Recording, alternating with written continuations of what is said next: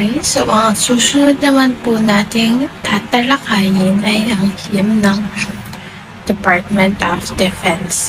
So, ayon sa himno ng Department of Defense, ito ay tungkol sa pagsiservisyo at pagmamahal sa ating bansa, at ang pagsiservisyo na iyon ay napapaloob ang pagpoprotekta sa ating bansa at ang pagpoprotekta rin sa mga napapaloob dito kagaya ng mga tao at ang mga Pilipino.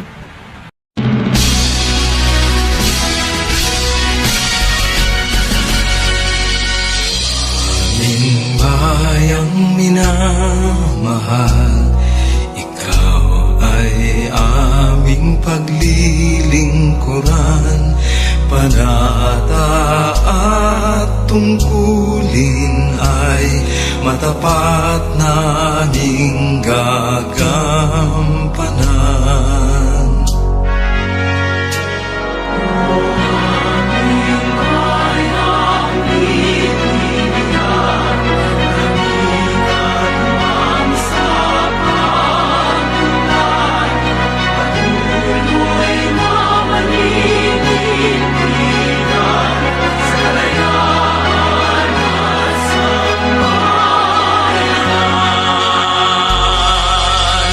Pagkat kami ang kagawaran ng tanggulang pambansa, katuwang ng pamahalaan, tagapagtanggol ng ating kasarinlan.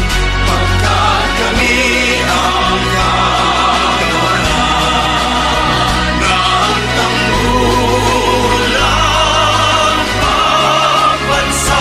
titiyakin ang seguridad at kapayapaan ng bayan.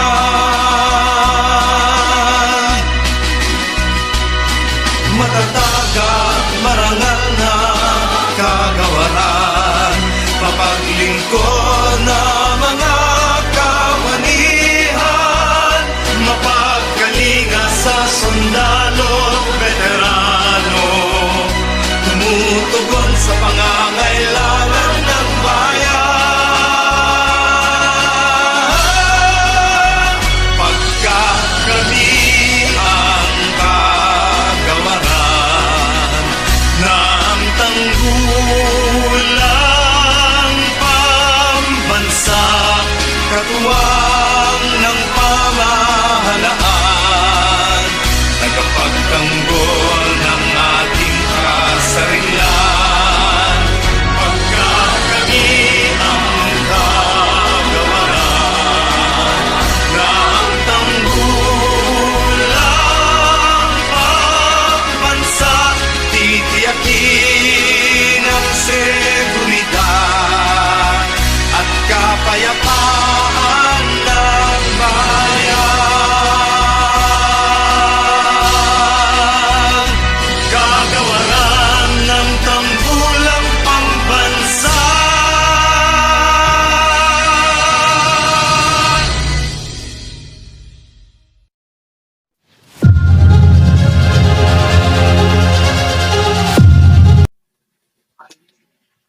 The Department of National Defense seal presents the coat of arms of the Republic of the Philippines as its main feature, representing defense of the country. 3 pointed stars occupy the upper portion of the shield, representing the country's 3 main islands, Luzon, Visayas, Mindanao. The 8 rays of the Philippine sun stand for the first 8 provinces which revolted against Spain.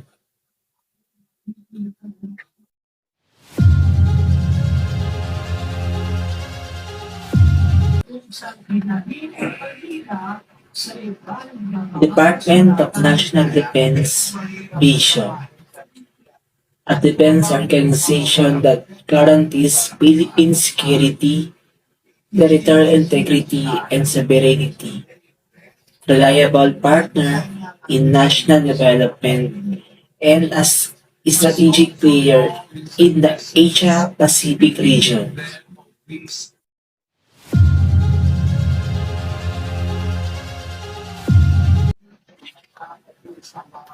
Department of National Defense Mission to defend against external and internal threats to territorial integrity and sovereignty and promote the welfare of the people in order to create a secure and stable environment conducive to national development.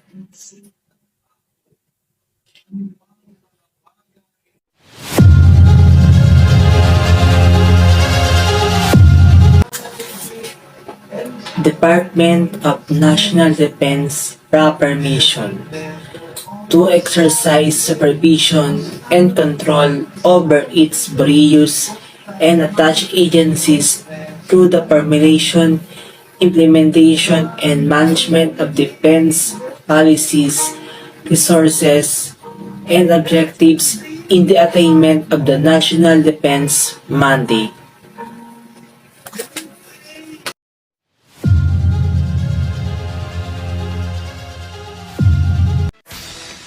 Budget ng Department of National Defense para sa 2022 tinaasan ng gobyerno. Pero humihirit pa rin ang dagdag na pondo para sa pensyon ng mga retiradong military personnel. Si Eden Santos sa detalye.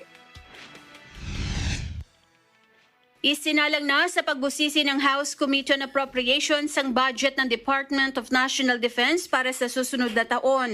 Humarap mismo sa pagdinig si Defense Secretary Delfin Lorenzana at hiniling sa komite na dagdagan ng 28.8 billion pesos ang kanilang pondo para sa pensyon ng mga retiradong militar na dapat mabayaran ng DND. Nasa 297.1 billion pesos ang panukalang budget ng DND para sa 2022, mas mataas ito ng 8% kumpara sa 2021 budget ng ahensya. Hinati ang budget ng DND sa personal services na may alokasyon na 128.73 billion pesos, MOOE 53.750 billion pesos at capital outlay na nasa 39.10 billion pesos. Ang 75.53 billion pesos o 25% ng kabuang budget ng DND ay para sa pensyon ng military personnel, habang 2.2 billion pesos naman para sa pension and gratuity fund ng mga AFP retirees at veterans. Rest assured, Your Honors, that all of us in the Defense Department shall continue to pursue our mandate and achieve our goals with more vigor to ensure a stable national security environment conducive to economic growth and development.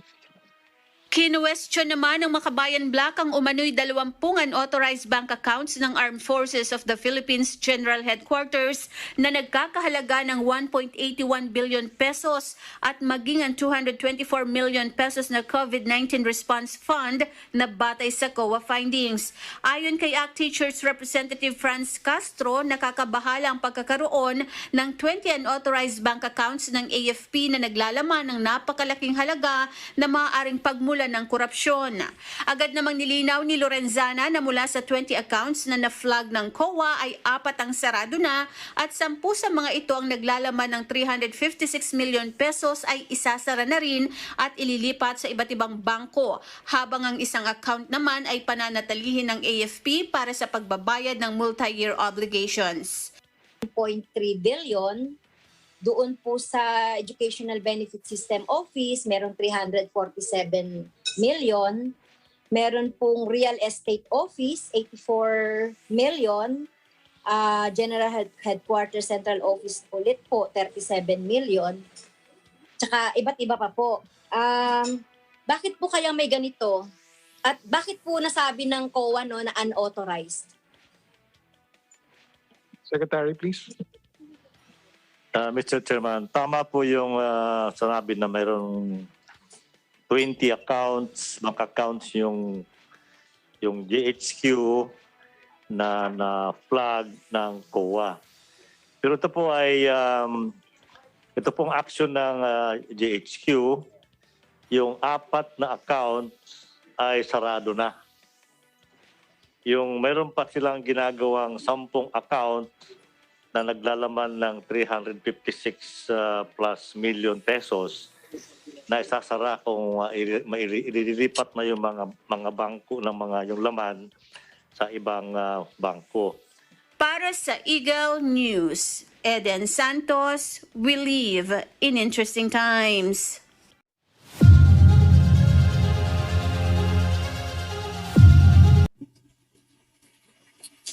Now, let's go on for the budget of the Department of National Defense. So, we have here the budget for the previous and current year, the 2021 and 2022. We can see that the budget proposal for 2021 has 283 million and 256,795 pesos.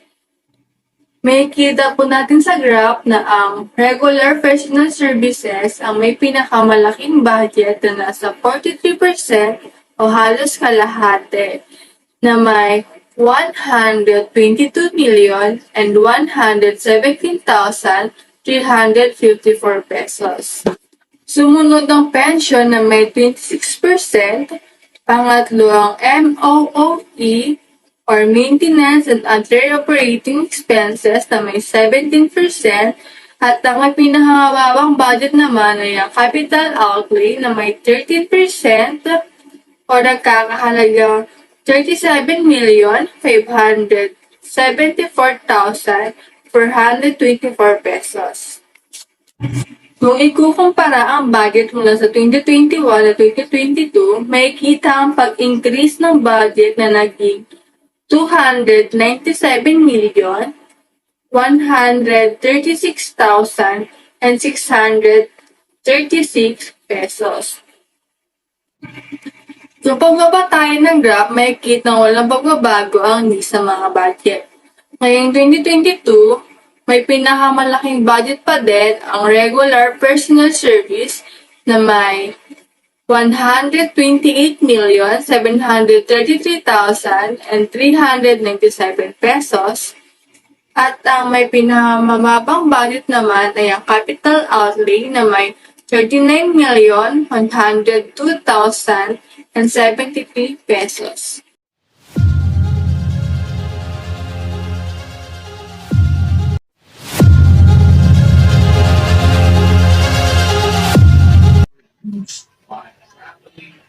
Department of National Defense. Current organizational structure from year 2021 to 2026. Secretary of National Defense. The role of that is that it is tasked with the responsibility of providing the necessary protection of the state against external and internal threats, directing, planning, and supervising the National Defense Program, maintaining law and order throughout the country, and performing other functions as may be provided for by law. There is a Secretary of National Defense who is the head of the Department of National Defense, appointed from civilian life by the President and with the advice and consent of the Senate. Within 10 years after relief from active duty as a commissioned officer of a regular component of an armed force in the grade of 0 to 7 or above. The Undersecretary for Armed Forces Modernization Affairs shall assist the Secretary in implementing the Armed Forces Modernization Law and the Philippine Defense Reform. He shall supervise the DMT Bids and Awards Committee. The Office of the Secretary. The Office of the Secretary, OSEC, houses the Secretary of the Department of National Defense, SND, a cabinet member at the helm of the department. His responsibilities include advising the President of the Philippines on matters of defense and developing the country's defense policy, directing the department and its priorities. The next, Office of the Undersecretary of National Defense, OUSND. The Undersecretary of National Defense, OUSND, is the most senior among all the six undersecretaries of the Defense Department, and as such, he works as the deputy to the Secretary of National Defense, SND, consults with the Secretary on general management issues such as policy development and implementation, oversees the department's proper personnel management and information management divisions. Offices of the Undersecretary for Strategic Assessment Planning, OUSSAP. So the offices of the Undersecretary for Strategic Assessment Planning take on the job following: advising and assisting the Secretary of National Defense on defense policy formulation and implementation. So creating DND-led strategy plans needing interagency responses, providing functional supervision of the assistant secretaries responsible for state assessment and international policy, supervising the defense institution that does strategic research and studies. Office of the Undersecretary, Capability Assessment and Development. The job of the Office of the Undersecretary, Capability Assessment and Development CAD includes advising and assisting the Secretary of National Defense in creating and implementing departmental objectives and policies affecting defense operations, supervising the armed forces of the Philippines. Next, Office of the Undersecretary, Capability for Acquisition and Resource Management, OUSARM. The Office of the Undersecretary, Capability for Acquisition and Resource Management takes care of the following duties: advising and helping the Secretary of National Defense in the formulation and implementation of departmental objectives and policies relating to finance, materials, ammunition, and installations. Supervise the DND-AFP modernization program, capital outlays, foreign security assistance such as the UN reimbursement fund and interagency fund transfers, release through special allotment release orders, trust receipts and other non-appropriated money and revenues. The next one.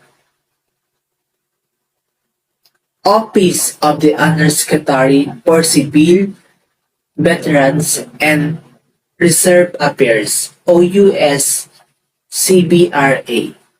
So the job of the Office of the Undersecretary for Civil, Veterans, and Reserve Affairs is to assist the Secretary of National Defense in developing and administering the department's civil, veteran, and retiree policies.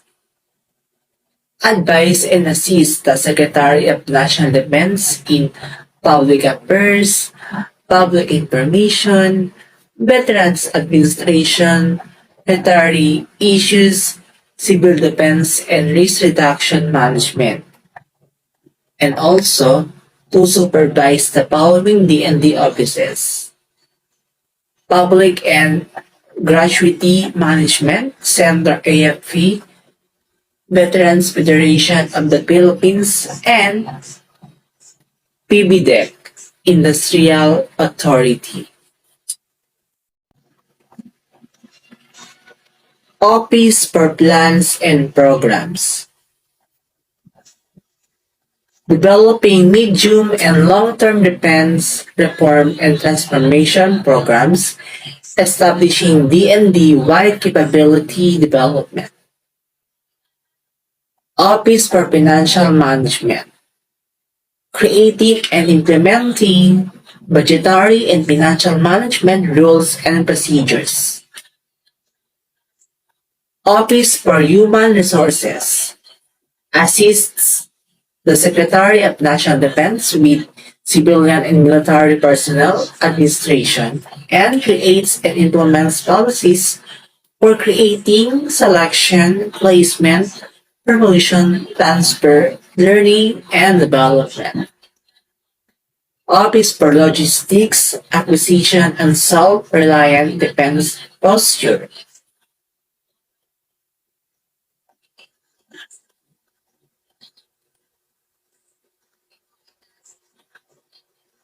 So, the Secretary of National Defense, Chief Executive Staff on Acquisition and Procurement Purposes Readiness, and the 8th AFC and DND Bureau's Controller of Material, Capabilities and Base Development, the office in charge of implementing the DND's Defense Acquisition System.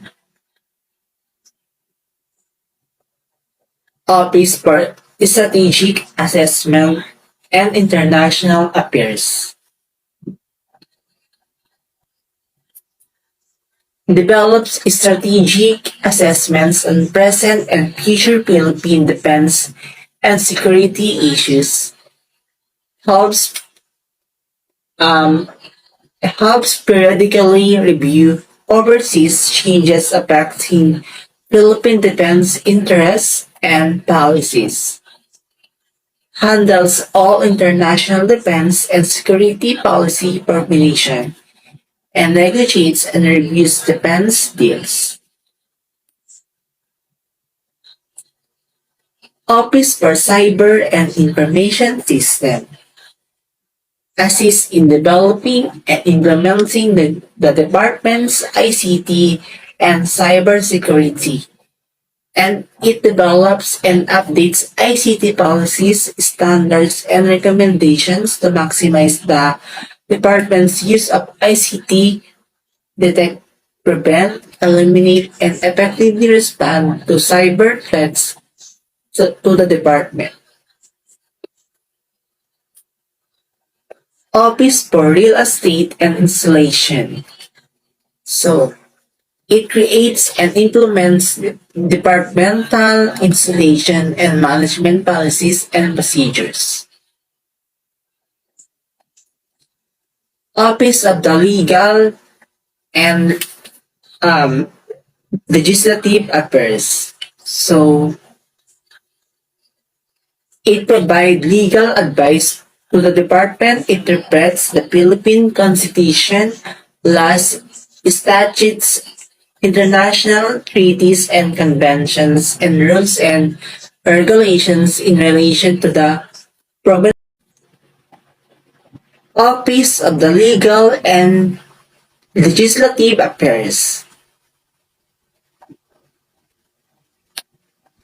So it provides legal advice to the department, interprets the Philippine Constitution, laws, statutes, international treaties and conventions, and rules and regulations in relation to the promulgation of defense and security policies to achieve national peace and security and support social and economic development. Office of the Defense Service. So, the department's Information Dissemination and Public Relations branch in charge of the DND's public information, initiatives, and activities, and it responsible for media and public relations in charge of the department's strategic communication. Office of the Defense Procurement Service, facilitating contracting activities and implementing projects under the AFP Modernization Program in accordance with Republic Act 9184, which is the Government Procurement Reform Act and its implementing rules and regulations. Office of the Administrative Service. So, the role of that is that accounting, supplies, equipment, collections, disbursements, security, and custodial tasks, and financial and remittance management, and logistical support and clinical emergency treatment. Office of the Internal Audit Service. So, advise the Secretary of National Defense on all matters relating to management control and operations audits. Conduct management and operation audit. It conduct follow-up audit to monitor the implementation of approved audit recommendation and management action plans, and to conduct special audits as directed by the Secretary of National Defense.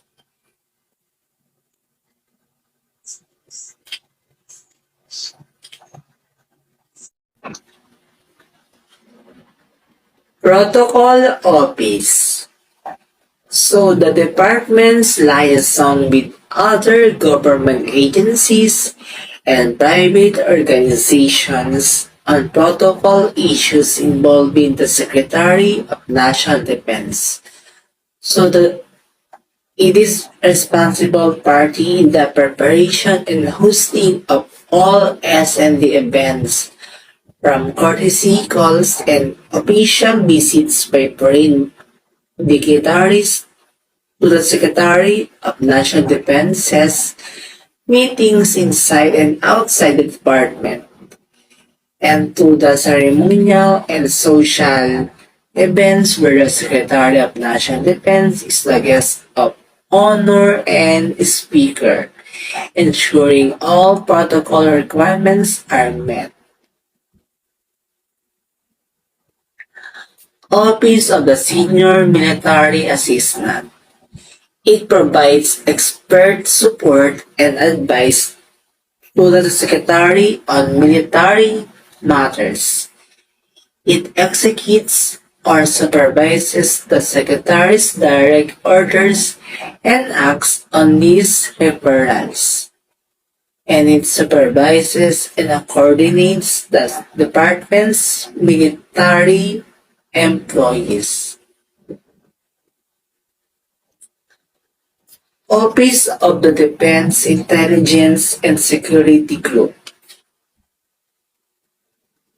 So it provides physical protection and essential intelligence assistance to the SND, and it ensures that the Secretary can effectively lead the organization and fulfill his duties. And it's defend and secure the Secretary of National Defense and his immediate family.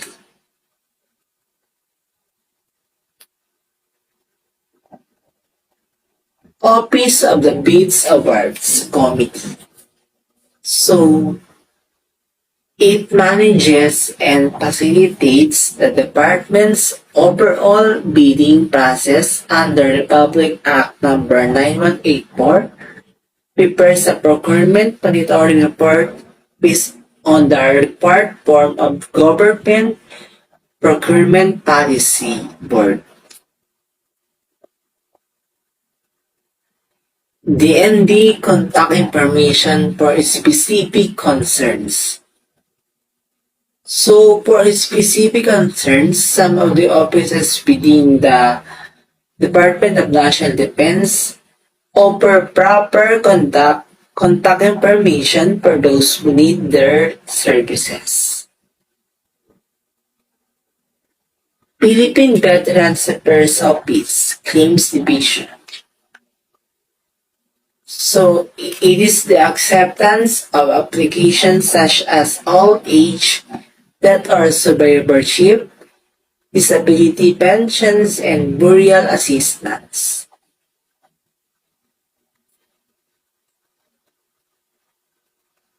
Appeals and Review Section, processing of appeals on denied or disapproved claims, and assumption of suspended pensions.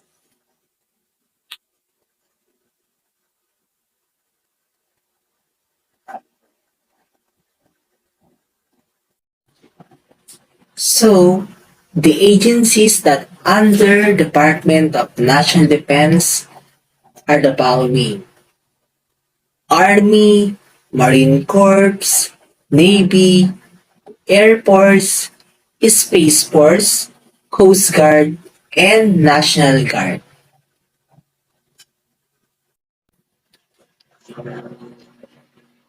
The Department of National Defense was finally created on November 1, 1939 by virtue of Executive Number 230 Series 1939 issued by President Quezon. Originally having considered the exiled Revolutionary General Artemio Ricarte as the first Secretary of National Defense, Quezon finally appointed Teofilo Sison, a distinguished lawyer from Pangasinan, as the first Secretary of National Defense. He took his oath of office on November 1, 1939. From then on, the new department wielded executive authority over the Army and therefore over national defense. Field Marshal Mark Arthur could no longer order munitions and enroll trainees of military, nor enter into contracts for the construction of military facilities without the approval of Quezon and Teofilo Sison, the new Secretary of National Defense. Before this date, MacArthur had a free hand in the formulation of policies for the Philippine defense system and would sometimes overstep his military boundaries. The department oversaw the defense preparations with little assistance from the United States.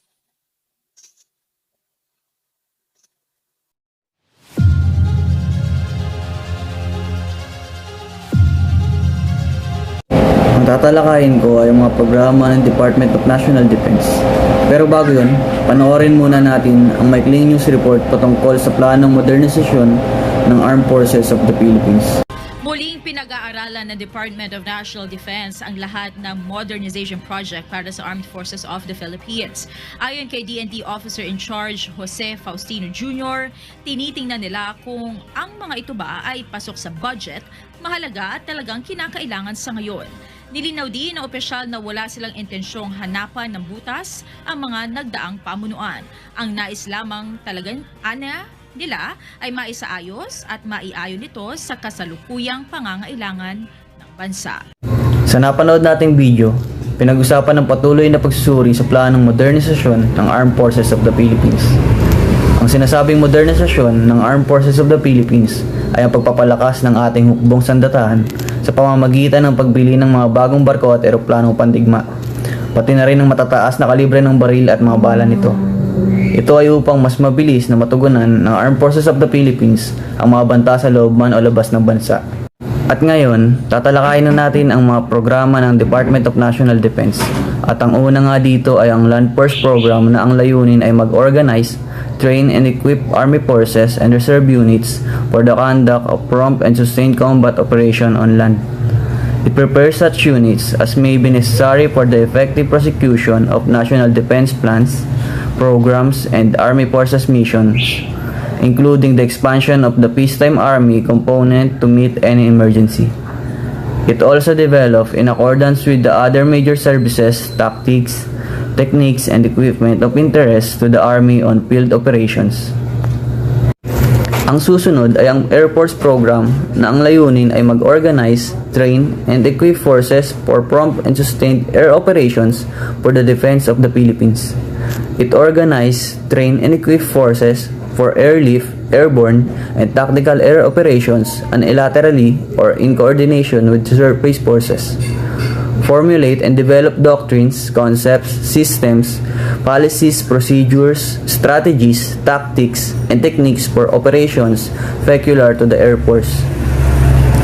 It organizes, train, and equip all reserve forces and perform such other functions as may be provided by law or assigned by higher authority. Pangatlo naman ay ang Maritime Force Program na ang layunin ay mag-provide ng assets that will conduct continuous naval patrol, sea control, and amphibious operations to defend the sovereignty of the country, its territorial waters, and EEZ from the foreign aggression, intrusion, and exploitation. It assists in the conduct of national security operations and ensure the safety and security of coastal areas, employ assets to assist in the conduct of disaster response, particularly in maritime search, rescue, and patrol, sea lift, and other types of operations as directed. And lastly, the Central Level Program na nakapokus sa pag-organize ng strategic policy and defense on resource management. In-organize din ito ang disaster risk management and response to be ready in case a disaster strikes. It also ensured the quality of small arms and ammunition that the Army uses to avoid accidents at in-educate ang mga tao about the importance of national security.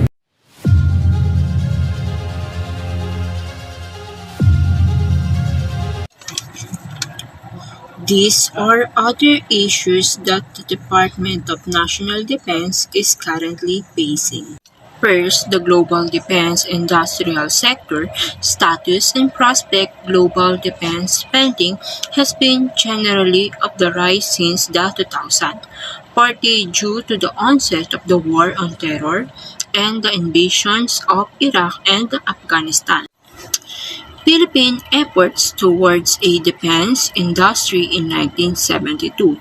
The Philippine Navy, in cooperation with scientists from the National Science Development Board, now it is called the Department of Science and Technology, or DOST, launched Project Santa Barbara, a program meant to develop several types of rockets that could potentially be used by the armed forces of the Philippines. Last one is analysis of the defense market and Philippine efforts. The general trend since before the end of the Cold War is for weapon systems to become increasingly complex and expensive, which has reduced the number of different types of weapon system and the volume of production runs. So let's watch the videos about Department of National Defense issues. The Department of Foreign Affairs, or DFA, fired off another diplomatic protest against the presence of Chinese militia vessels in the waters of Kalayaan, Palawan. Foreign Affairs Secretary Teodoro Locsin Jr. on Twitter ordered the DFA to lodge the note verbal against Beijing's incursion in Philippine waters. The National Task Force for the West Philippine Sea reported that at least 287 Chinese maritime militia vessels were spotted over various features of Kalayaan when the Area Task Force West conducted a maritime patrol last May 9. Bigger groupings of the militia vessels were sighted over China's artificial islands, while some were observed near islands occupied by the Philippines.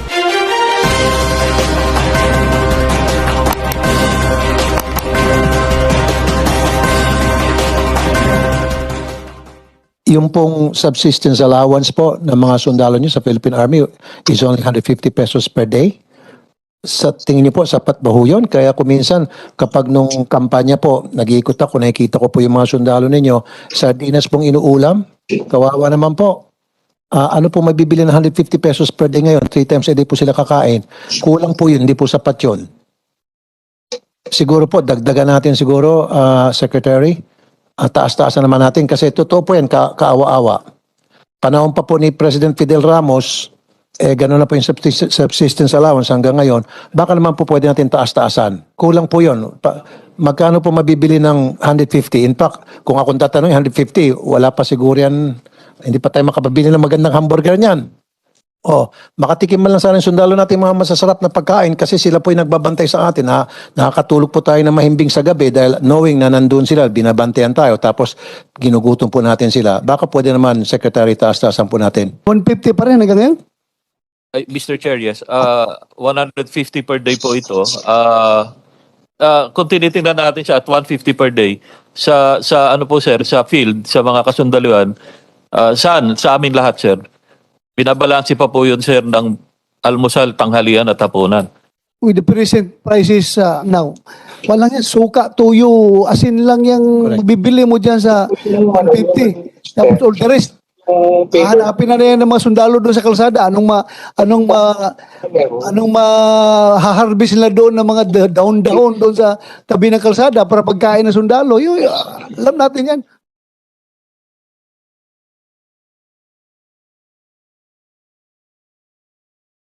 Failures o pagkabigo ng Department of Defense or Department of Defense.